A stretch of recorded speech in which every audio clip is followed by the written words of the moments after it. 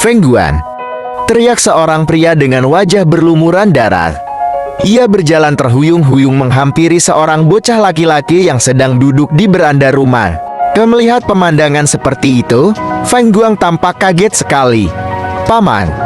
Feng Guang langsung menyambut pamannya yang hampir jatuh. "Panggil ayahmu cepat!"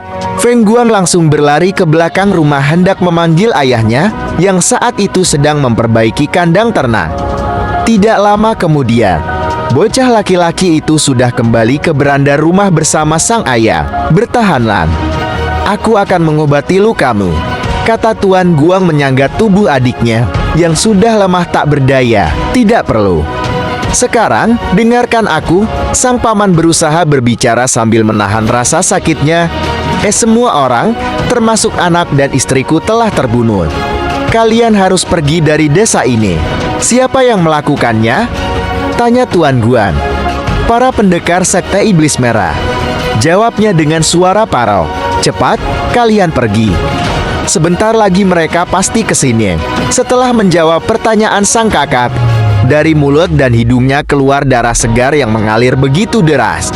Ia mengerang kesakitan dan langsung mengembuskan napas terakhir dalam pangkuan kakaknya. "Adikku!" Tuan Guang berteriak keras sambil mendekap erat tubuh sang adik yang sudah tak bernyawa. Feng Guang pun ikut menangis melihat pamannya yang sudah tak bernyawa. Lantas, ayahnya meminta agar dirinya bersembunyi, namun Feng Guang menolaknya. "Feng Guang, turuti perintah ayah," bentak Tuan Guang. "Pegang ini dan sembunyilah. Ayah akan menghadapi mereka dan mengalihkan perhatiannya," sambungnya sembari memberikan sebuah benda dari saku jubahnya. "Tetapi, ayah."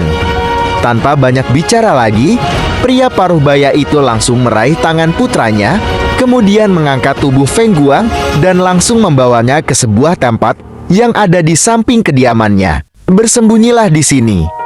Apapun yang terjadi, kau jangan menghiraukan ayah," pinta Tuan Guan. "Kau harus pergi setelah aba-aba." Feng Guang mengangguk pelan. Ia mematuhi perintah ayahnya. Sambil terisak, Feng Guang memeluk erat tubuh ayahnya. "Bagaimanapun, kau harus hidup. Hanya kau satu-satunya harapan ayah." Tuan Guang melepas pelukan putranya dan langsung pergi meninggalkan tempat tersebut. Dari tempat persembunyiannya, ada sebuah celah di mana Feng Guang bisa melihat dan mengamati ayahnya yang kembali memasuki rumah. Pertama, ayahnya itu menghampiri jasad adiknya dan terlihat seperti memberikan sentuhan dan pesan terakhir yang tak bisa didengar Feng Guang. Tak beberapa lama, datanglah sekelompok orang yang Feng Guang yakini sebagai pendekar dari sekte iblis merah yang tadi diceritakan pamannya. Tampang mereka sangar, berpostur tinggi besar dan masing-masing memanggul pedang sebagai identitas bahwa mereka adalah orang-orang yang lekat dengan kekerasan. "Apa yang kalian inginkan dari kami? Kenapa kalian tega merenggut nyawa orang-orang yang tidak bersalah?" Di tempat persembunyiannya, Feng Guang menegang. Terlebih saat melihat ayahnya berdiri dan menghadapi para pendekar sekte iblis merah seorang diri. Pria bertubuh kekar yang berdiri di hadapan Tuan Guang tertawa lepas mendengar pertanyaan tersebut. Ia maju 2 langkah sambil mengayun-ayunkan pedang dalam genggaman tangannya. Pria tersebut adalah pemimpin kelompok sekte iblis merah yang sudah membunuh sebagian penduduk desa Shencun termasuk adik Tuan Guang serta anak istrinya. "Jika kau ingin tetap hidup, maka katakanlah di mana tetua desa." "Tetua desa sudah tiada. Apa kalian tidak mengetahui kematiannya?" jawab Tuan Guang jujur. "Tetua desa mereka memang telah tewas beberapa bulan lalu. Sebagai pengganti tetua desa, Tuan Guang jelas tahu apa yang mereka cari. Namun, tentu saja ia tidak akan mungkin menyerahkannya begitu saja. Benda itu begitu penting, hingga tidak boleh jatuh ke tangan yang salah." "Bedebah, apa kau pikir aku akan percaya kalau dia tewas semudah itu?" bentaknya tidak puas dengan jawaban Tuan Guang. "Kau ingin bernasib sama dengan yang lain?"